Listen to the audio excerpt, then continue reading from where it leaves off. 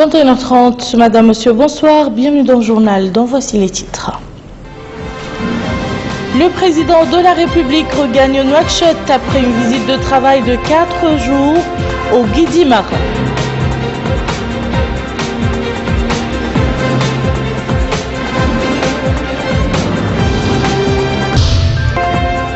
Le Premier ministre quitte Nouakchott à destination de l'Afrique du Sud pour participer aux travaux de la 25e session du sommet des chefs d'État et de gouvernement de l'Union africaine. L'équipe nationale junior regagne Nouakchott après avoir remporté la Coupe d'Afrique du Nord des juniors.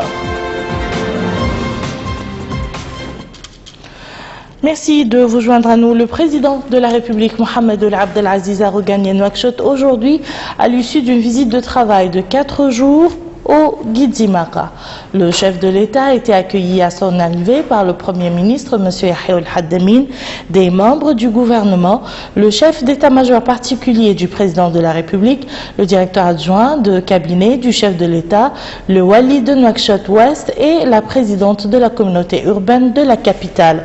Le président de la République était accompagné d'une importante délégation comprenant des ministres, des conseillers et des chargés de mission à la présidence. Et au cours de son séjour dans la wilaya du Guidi Mara, le président de la République, Mohamed Ould Abdel Aziz, a visité hier à Ouliange, dernière étape de sa visite dans la wilaya, des centres d'intérêt. Il s'agit notamment de l'école numéro 1 et du centre de santé. Melika Narli nous en dit plus.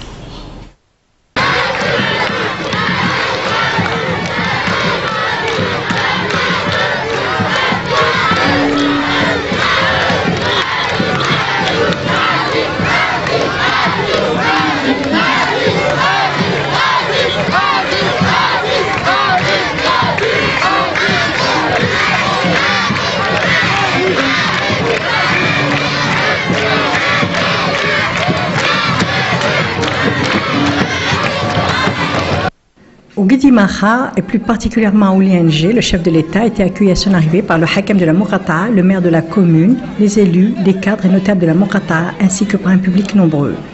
Les populations de la Mourata'a de Ouliange ont réservé un accueil chaleureux au président de la République. Elles brandissaient des portraits géants et des banderoles louant les réalisations accomplies ces dernières années dans le pays. Son Excellence M. Mohamed Ould Abdel Aziz a été également l'objet d'accueils populaires réservés par les populations des localités situées sur l'axe Gabou-Ouliange. À Ouliange, le président de la République s'est tout d'abord rendu à l'école 1 de la ville où il s'est enquis des problèmes posés à l'établissement et son rôle éducatif à la lumière de la proclamation de 2015, année de l'enseignement. Créée en 1961, l'école est composée de 13 salles de classe, compte 585 élèves, dont 330 filles, et un staff d'encadrement de 20 enseignants. Après l'école, le président de la République s'est rendu au dispensaire de la ville de type A, où il a constaté l'état des équipements et suivi des explications sur les prestations offertes aux usagers. Cette formation sanitaire est gérée par un personnel médical composé d'un médecin-chef, de 2 infirmiers d'État, de 3 infirmiers socio-médicaux ainsi que de 3 sages-femmes et de 2 pharmaciens. Elle dispose de salles d'hospitalisation et de soins ainsi que de services de maternité et de pédiatrie. Sur le trajet Ouliange-Sélibabi, le cortège présidentiel a effectué plusieurs arrêts pour saluer les populations des localités qui s'étaient déplacées pour réserver un accueil populaire à l'hôte du Guidi Mara, Mohamed Ould Abdel Aziz. Elles ont ainsi exprimé leur satisfaction pour les réalisations accomplies au profit des agriculteurs à travers les grands aménagements agricoles dans la vallée et leur protection par du grillage. يضوي الوجه العكس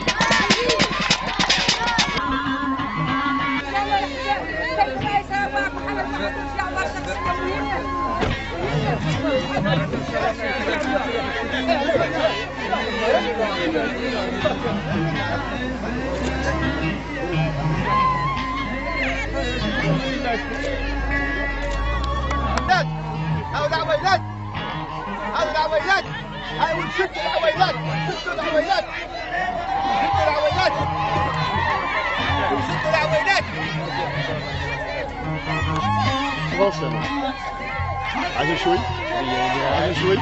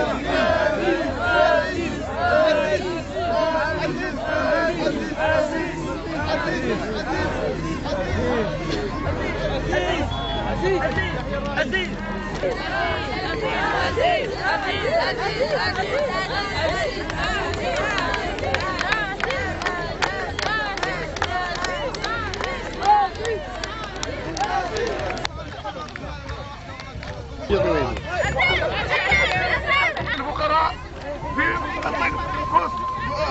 تيدوما أمل قدماغة يرحب بالقدوم الأخ العزيز محمد الأرض العزيز أمل قدماغة يرحب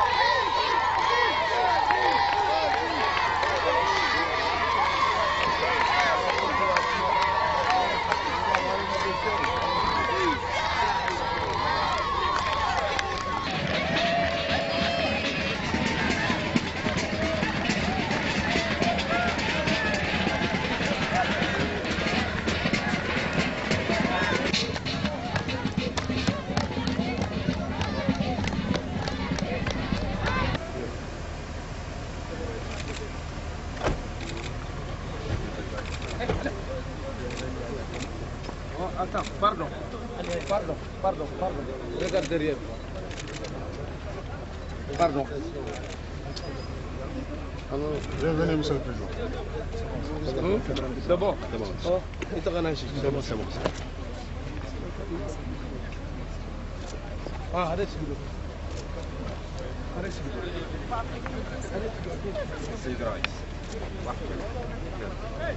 ماشي حتى ما شوي.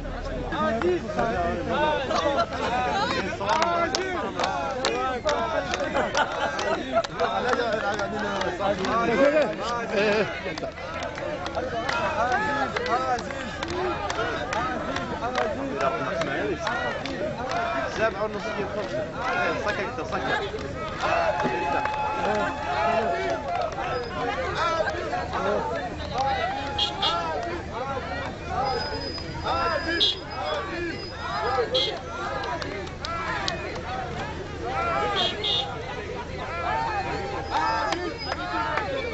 الصبر. عزيز عزيز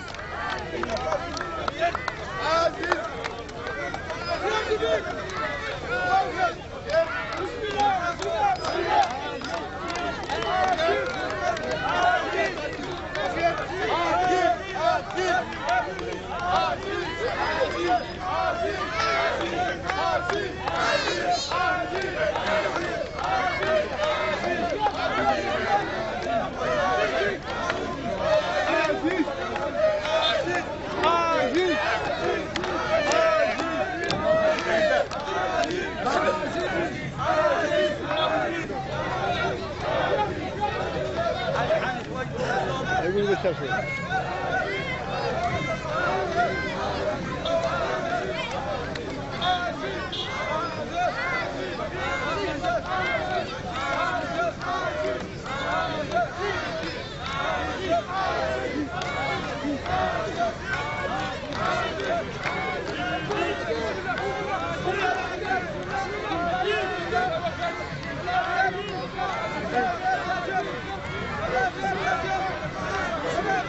Yeah.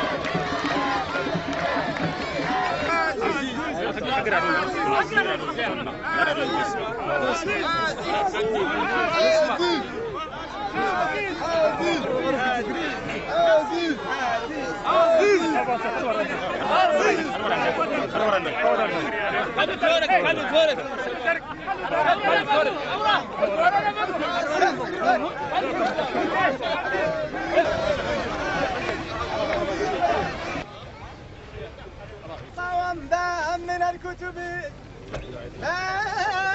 من الكتب لحد الوصل بين الجد واللعب. مرحبا بك يا سيد مرحبا بك مرحبا واقف لك موقف واحد مرحبا ومعاك في قرارات مرحبا بك مرحبا بك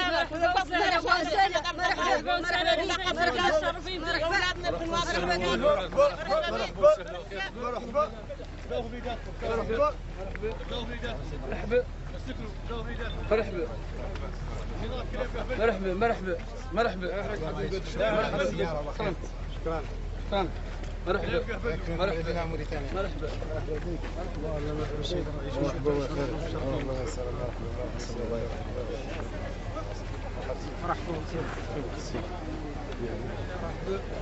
مرحبا سيادة الرئيس محمد بن عبد العزيز، جزاه الله عنا خيرا.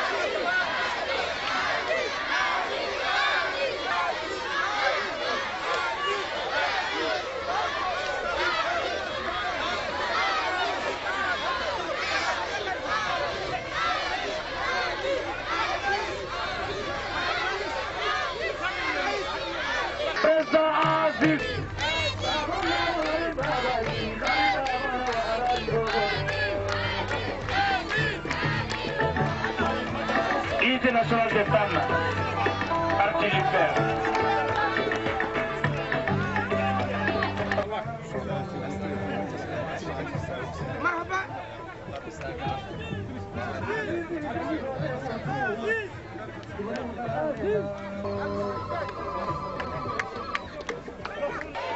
ولست بمجاري لقوم وين علوا ولك فضل العرض للعرض يفترض.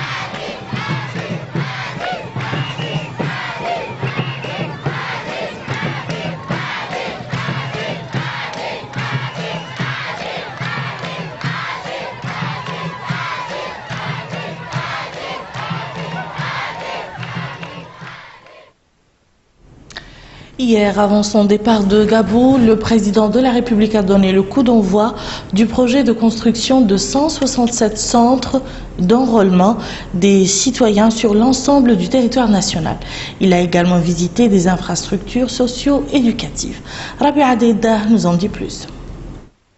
Le président de la République, M. Mohamed Abdelaziz, a procédé à la pose de la première pierre du projet de construction de 167 bureaux d'enrôlement sur toute l'étendue du territoire national à partir de Gabou. Le chef de l'État a pu suivre des explications sur l'importance de ce projet qui est financé entièrement sur le budget de l'État pour une enveloppe de 700 millions d'ouguiyas. Dans son discours pour l'occasion, le ministre de l'Intérieur et de la Décentralisation, M. Mohamed Ahmed Salim Mohamed Rara, a indiqué que le projet, au-delà de ses objectifs de sécurisation des documents nationaux et d'organisation, a contribué au contrôle des frontières, à la lutte contre l'immigration clandestine et le crime organisé, à la protection de l'identité et à la consolidation de l'unité nationale. Il a ajouté que cette réalisation permettra également l'émergence d'un cadre concurrentiel pour le développement économique et social et l'exploitation de données du registre biométrique des populations au profit de divers programmes et stratégies de développement.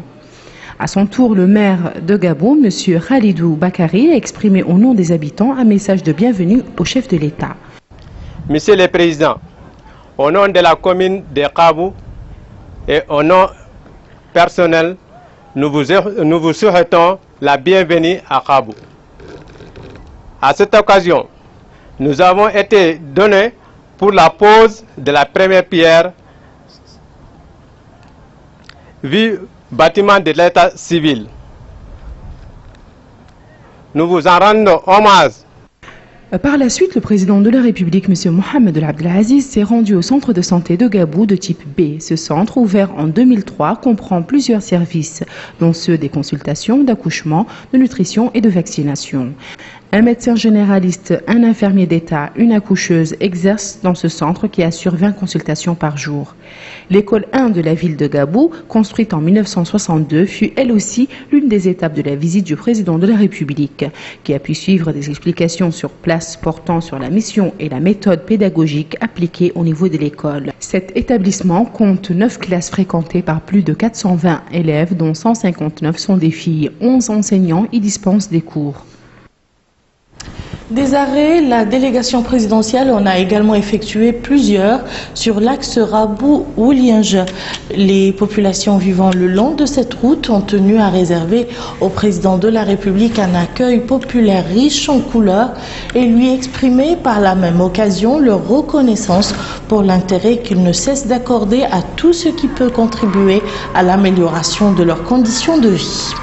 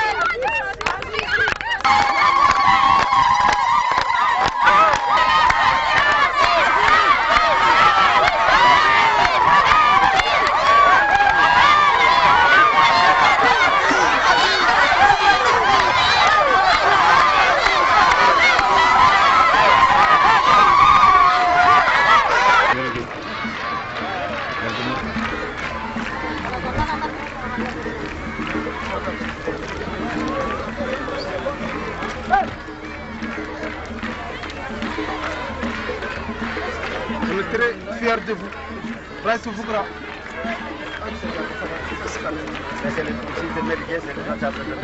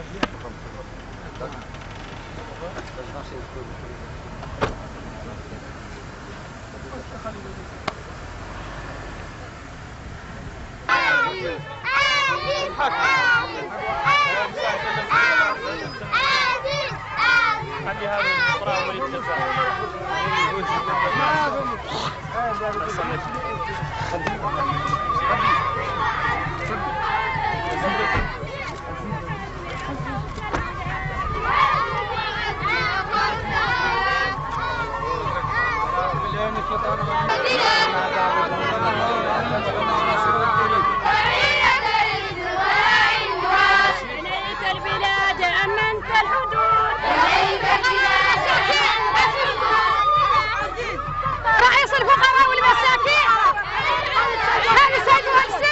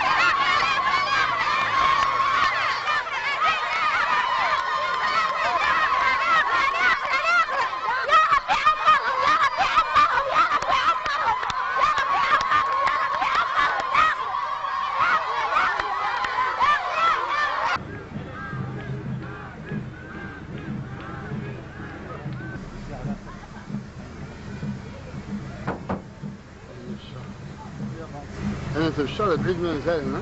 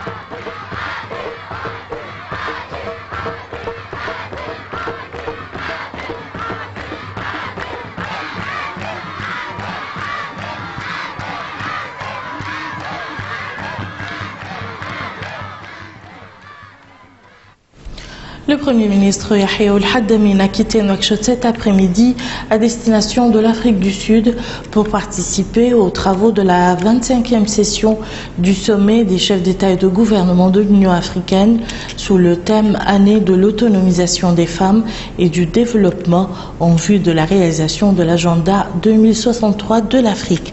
Le sommet discutera le rapport du commissariat de l'Union africaine sur la crise d'Ebola, le rapport de la commission interministérielle sur le premier plan exécutif décennal pour l'agenda 2063 et les moyens pour la mise en œuvre du plan alternatif pour le financement de l'Union africaine.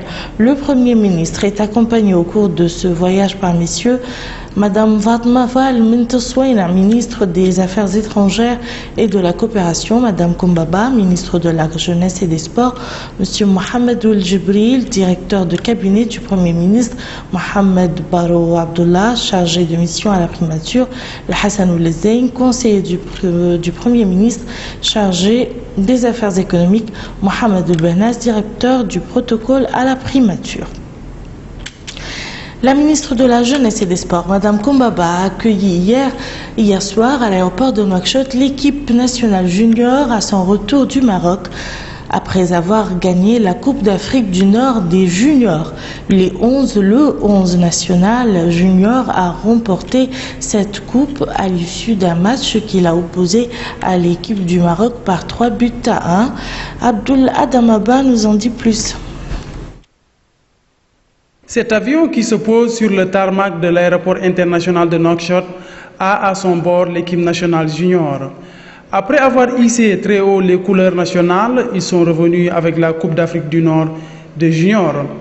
Trophée à la main, ils sont descendus et ont été accueillis à l'image de l'ampleur de ce succès. Le 11 national a défait le Maroc en finale sur le score de 3-1. Ils ont été accueillis par la ministre de la Jeunesse et des Sports, Madame Koumbaba, ainsi que les membres de la Fédération mauritanienne de football. La ministre de la Jeunesse et des Sports a indiqué qu'elle est venue accueillir nos jeunes champions qui viennent de remporter le tournoi de l'INAF et qui ont fait montre de grandes compétences sur le terrain et aujourd'hui qui nous ont ramené pour la première fois de l'histoire cette coupe en Mauritanie. Donc nous sommes venus les féliciter et les encourager et je profite de l'occasion pour souhaiter la bonne chance pour notre équipe qui est partie au Cameroun. Inch'Allah, elle aussi, elle nous ramène une victoire après cette série de victoires, Inch'Allah. Les principaux acteurs de ce succès, à savoir ces jeunes footballeurs, ont apprécié à sa juste valeur ce triomphe. Ils ont indiqué qu'en remportant cette coupe, ils ont déjoué tous les pronostics. Avant tout d'abord, alhamdoulilah Rabbil Alamin pour ce coupe, pour ce trophée, parce que tout le monde n'avait pas programmé ça. Parce que tout le monde pensait qu'on va venir ici comme d'habitude, le dernier du coupe, du championnat. Mais alhamdoulilah, on a bien joué. Cette coupe remportée par les Mourabitoun juniors est une première dans l'histoire du football mauritanien. Ce sacre de notre football prouve encore une fois la vitalité et le dynamisme de sa jeunesse et plus particulièrement de ses jeunes sportifs. Les opérations de distribution de la première tranche de l'aide aux agriculteurs en intrants, outils et semences agricoles sur les sites de production dans les zones pluviales au profit des wilayas agropastorales ont été lancées aujourd'hui. Ces opérations qui rentrent dans le cadre de la campagne agricole 2015-2016 sont organisées par le ministère de l'Agriculture et portent sur 400 tonnes de semences traditionnelles ainsi que sur 150 km de grillage et 1000 kg de semences de légumes. La direction de l'agriculture vise à travers ces opérations l'introduction du maraîchage, l'amélioration de la rentabilité de la production et des techniques agricoles et le relèvement du niveau de vie des agriculteurs. La secrétaire générale du ministère de l'Agriculture, Madame Aziza Mahfouz Ould Kourbali, a indiqué à cette occasion que l'importance que représente la fourniture des intrants agricoles pour améliorer la productivité a conduit le département à travailler en permanence pour subventionner ces produits pour l'irriguer et les fournir gratuitement pour les agriculteurs vivant dans la précarité dans toutes les wilayas de l'intérieur du pays. Ouverture aujourd'hui des activités du projet Améliorer la capacité collective de gestion des frontières et protéger les communautés frontalières entre la Mauritanie et le Mali. C'est un projet financé par le gouvernement japonais. Mohamed Abdallah. Renforcer la gestion conjointe des frontières entre le Mali et la Mauritanie. Tel est le but de cette rencontre organisée conjointement par les ministères de l'Intérieur et de la décentralisation, l'ambassade du Japon en Mauritanie et l'Organisation internationale pour les migrations, l'OIM. L'inspecteur général de l'administration territoriale au ministère de l'Intérieur et de la décentralisation, M. Mohamed Oulmeimou, a indiqué à cette occasion que ce projet constitue une source d'appui des capacités du département à travers l'exécution des stratégies et des mécanismes de coordination au niveau des zones frontalières.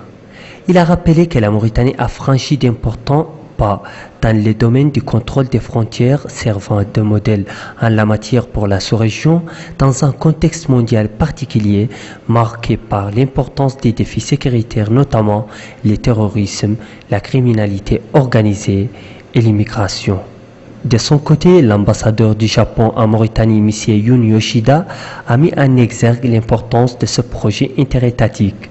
Financé par le gouvernement du Japon, ce projet va permettre de renforcer la capacité collective dans la gestion des frontières en garantissant la sécurité de la zone frontalière vulnérable entre la Mauritanie et le Mali, tout en renforçant les capacités de la police des frontières des deux pays. L'aspect stratégique du projet a été aussi évoqué à travers l'intervention de la chef de mission au bureau de l'OIM en Mauritanie. Dans un monde caractérisé par une mobilité et une interconnexion croissante, la gestion des frontières et la coordination interétatique revêtent une importance nouvelle dans le dialogue mondial sur la migration.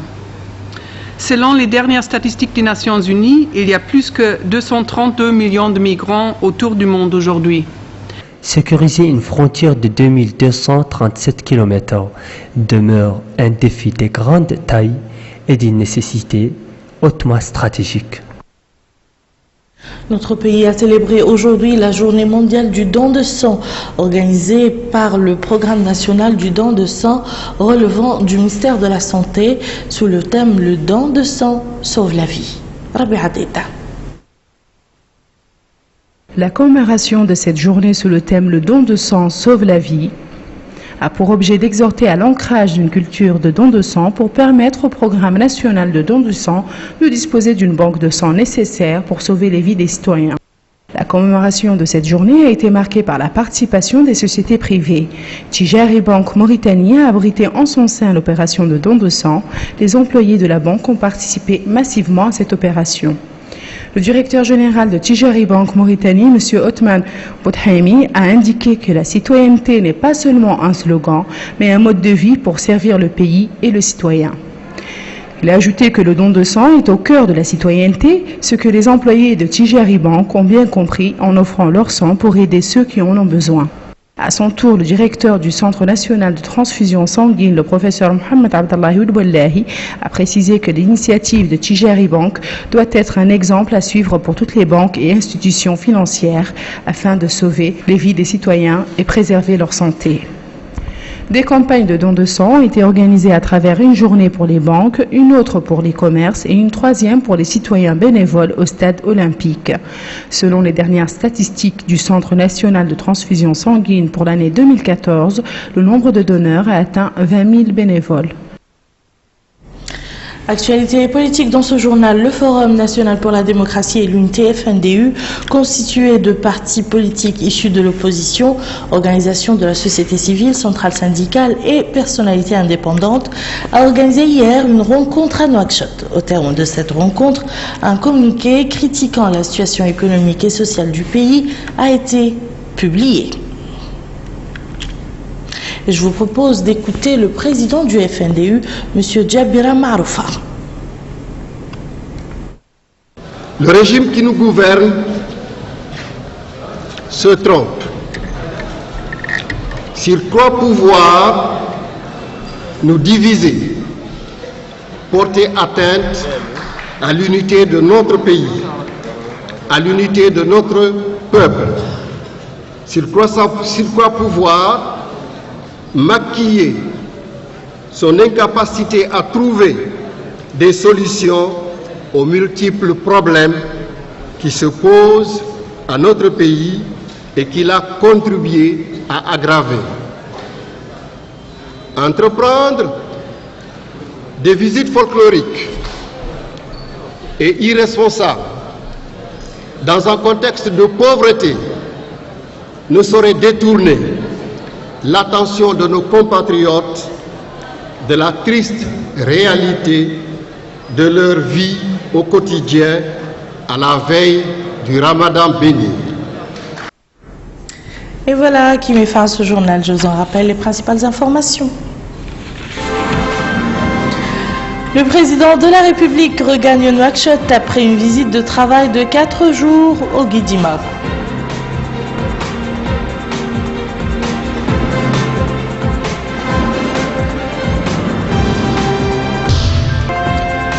Le Premier ministre quitte Nouakchott à destination de l'Afrique du Sud pour participer aux travaux de la 25e session du sommet des chefs d'État et de gouvernement de l'Union africaine. Et l'équipe nationale junior regagne Nouakchott après avoir remporté la Coupe d'Afrique du Nord des juniors.